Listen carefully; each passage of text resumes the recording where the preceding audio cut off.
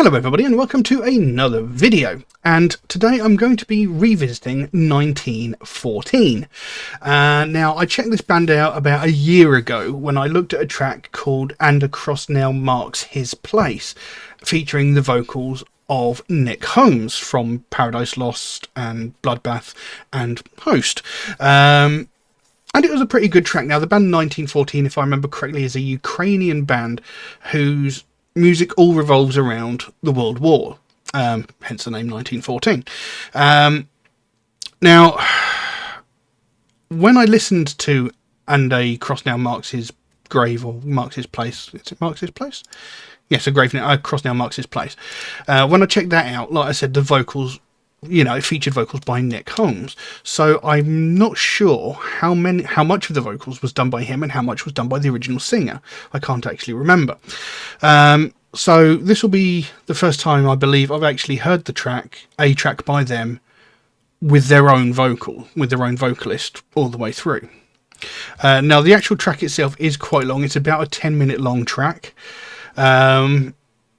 And I have lyrics here. There doesn't seem to be very many considering the length of the track, but, we shall see. So yeah, I'm very curious to see what this is like. If I remember correctly, I did quite enjoy the first track that I heard by them. And, obviously, being that it's all based around World War and stuff like that, there's quite a deep meaning to their lyrics. So yeah, I'm curious to see where this one goes. So we'll jump into it now and see what we've got. So the 100 Days Offensive by 1914. Let's have a look.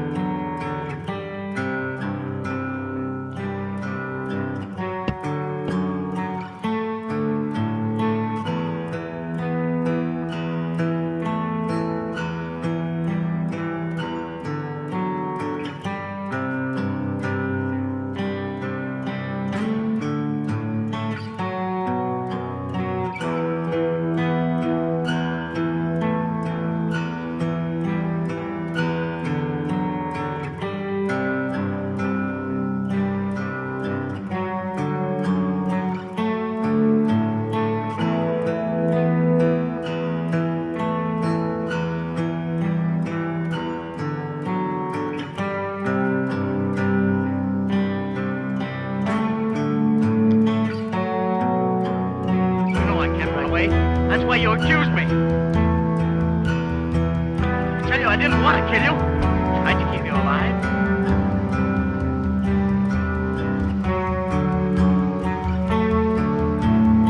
If you jumped in here again, I wouldn't do it. You see, when you jumped in here, you were my enemy.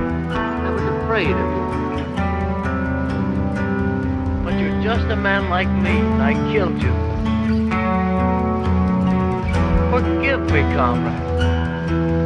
Say that for me. Say you forgive me. Oh no, you're dead.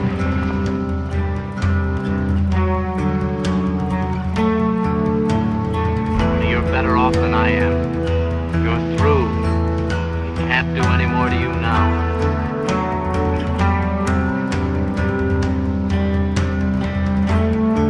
Oh God, why did they do this to us? We only wanted to live, you and I. Why should they send us out to fight each other? If we threw away these rifles and these uniforms, you could be my brother, just like Cat and Elm. You'll have to forgive me, comrade. I'll do all I can. I'll write to your parents.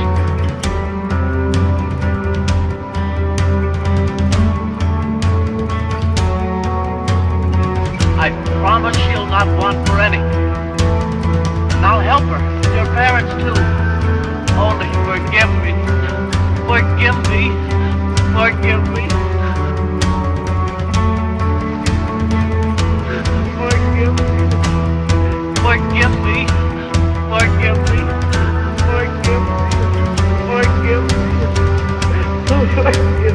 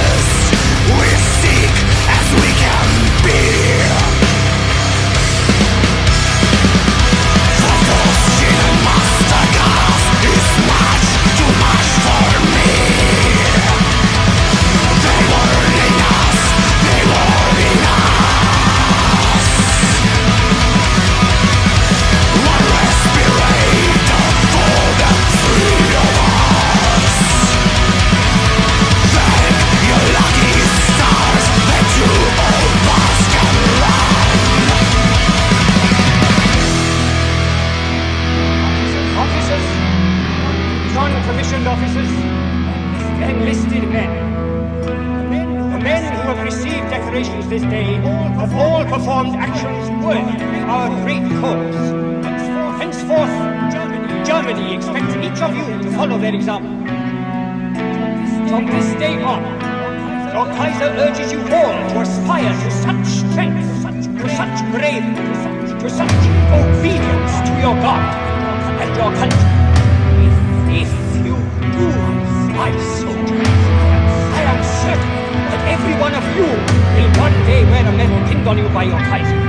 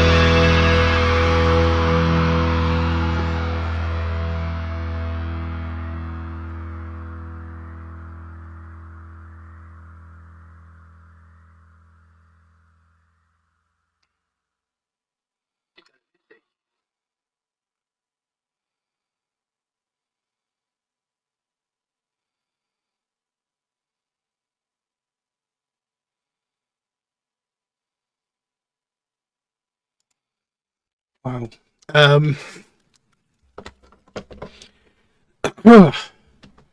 That that is a hell of a powerful song. I mean, the video alone contains some very harrowing images.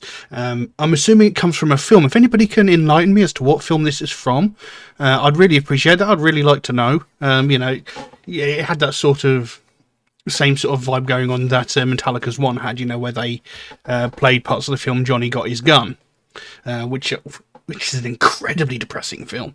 But then it's about war, so you wouldn't expect it to be a happy-go-lucky film. But I mean, the first 3 minutes of this video seem to be from that film, and it is like one of the Allied soldiers talking to the dead body of a German soldier, saying, "Why did you make me kill you? I didn't want to kill you, and I know you didn't want to die. Can you forgive me for killing you?" You know, and this is what the soldiers were like. You know, nobody wanted to kill anybody, but they were forced to. You know, you can also see this sort of thing at the end of Schindler's List, when Churchill announces the surrender of Germany, and Schindler says to all the soldiers in the factory, "You can either carry out your orders and kill all these people, or you can leave as men, you know, with some dignity and with some humanity still inside you." You know, because these people, they were only killing people because they were made to, they were told to. You know, they didn't want to kill people. And, you know, that was perfectly illustrated at the beginning of the video with that clip from whatever film it might be. But the music itself, as well as the vocals, they almost perfectly encapsulate the sort of the fear and the frenzy and, you know, the frenetic energy of war. You know, that fast-paced, brutal sort of energy that goes along with war. And the lyrics themselves are actually they're very depressing, because the song seems to be about 4 soldiers trying to survive throughout the war. But as things go along, the group gets sort of, you know, one keeps getting killed off, you know, so they end up, you know, it goes from 4 to 3 to 2 to just one lone survivor. It's really quite sad. So it goes, "Bombed last night and bombed the night before, going to get bombed tonight. If we never get bombed anymore, when we're bombed, we're scared as we can be. Can't stop the bombing sent from higher Germany. They're over us, they're over us. One shell hole for just the 4 of us. Thank you, your lucky stars, there are no more of us. 'Cause you can fill it all alone. 'Cause you can fill it alone." So this is like a group of people trying to survive a mortar attack. He says there, one shell hole for just the 4 of us. So like this bombs hit the ground, and, you know, the hole it's made is big enough for the 4 of them, you know, to fit into. It says, "Thank your lucky stars, there aren't more of us," because there would have been many more casualties had there be. And it says, "'Cause you can fill it all alone." So one of the group of 4 is killed in that bombing attack. So quite sad to start off with. Then it moves on to, it's a similar structure for each of the verses, but the weapon of choice, shall we say, is changed. It goes on to "gassed last night and gassed the night before, going to get gassed tonight. If we never get gassed anymore, when we're gassed, we're sick as we can be. For phosgene and mustard gas is much too much for me. They're warning us, one respirator for the 3 of us. Thank you, lucky stars, that 2 of us can run." So, you know, there's getting attacked by mustard gas, which was a horrendously cruel weapon that was used, chemical weapon that was used. It was a horrible, horrible way to die. I remember learning about this in school, and it was just horrendous. And it says there, you know, one respirator for the 3 of us. So, you know, after that first person died in a bombing run, there's the 3 of them now trying to survive the gas attack. But between the 3 of them, there's only one gas mask. And then there's that line, "Thank your lucky stars that 2 of us can run." So one of the 3 was like possibly injured, you know, maybe taken a major wound to the leg, so he can't run, he can't escape from the gas. So the 2 of them that can are sharing the gas mask and running for their lives. So now the group of 4 is down to 2. Keep your head down if you want to stay alive. Forget about honour, forget about pride, and quietly crawl in the mud. And this is again, something that happened throughout the war. You know, people threw away all sense of pride, all sense of integrity, you know, that sort of thing, you know, just to survive. You know, they did whatever it took. And again, this is something you can see if you watch Schindler's List. You know, you've got people like cramming 3, 4, 5 family members in under the floorboards of homes. You had groups of children climbing into like the pits below toilets, you know, filled with shit and filth, you know, just to survive. You know, they were willing to go through all that just to stay alive, you know, throwing all sense of pride out the window and just going on pure self-preservation. And, you know, it's horrible that people had to resort to that sort of thing. It's really disturbing to think that this sort of thing actually happened. And anyway, it carries on. Shot last night, shot the night before. We're gonna get shot tonight. If we never get shot anymore, when we're shot, we crawl as fast as we can. At barbed wire, we're caught in machine gun crossfire. They're killing us, they're killing us. One helmet for the 2 of us. Thank your lucky stars that one of us is dead. So you can wear it all alone. You can wear it all alone and die alone. So there you go. In that last moment there, the group of 4 is now whittled down to one lone person, you know, one helmet for the 2 of us. So either they've lost equipment or again there isn't enough equipment to go around, which is another thing that's happening all too frequently in wars. You know, they're running out of equipment. You know, they haven't got enough to go around, so they're having to share. People are having to do without, and it makes you wonder, considering, you know, how our governments are spending absolute bloody fortunes on wars, yet somehow there's still not enough equipment to go around for the soldiers. So where the fuck are they spending that money? I can guarantee it's not on the soldiers. Because the governments don't care about the soldiers. They don't give a shit. They don't give a flying fuck. All they want is what the other team has. And they're willing to sacrifice the lives of whoever the hell they can in order to get it. And they're going to spend their money probably on themselves, on their lavish luxuries, you know, and shit like that. Saying, you know, this is for the war effort. And what are they giving to people on the front lines? They're giving them measly minimal rations with, like, as little equipment as they can possibly get away with. But again, it says there, you know, one helmet for the 2 of us. Thank your lucky stars. One of us is dead. So, you know, it's down to that lone person. It says, you can wear it all alone. You can wear it all alone and die alone.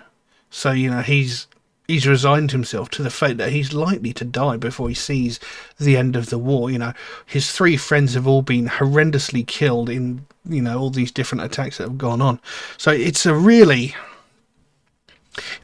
powerful piece of music. Yeah.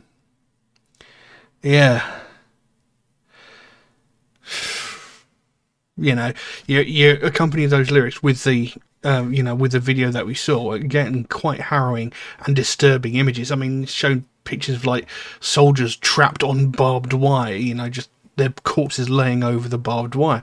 And, you know, that could have just been, that's the way he died. It could also be that some soldiers had to put his body there so they could climb over the barbed wire safely without getting injured themselves.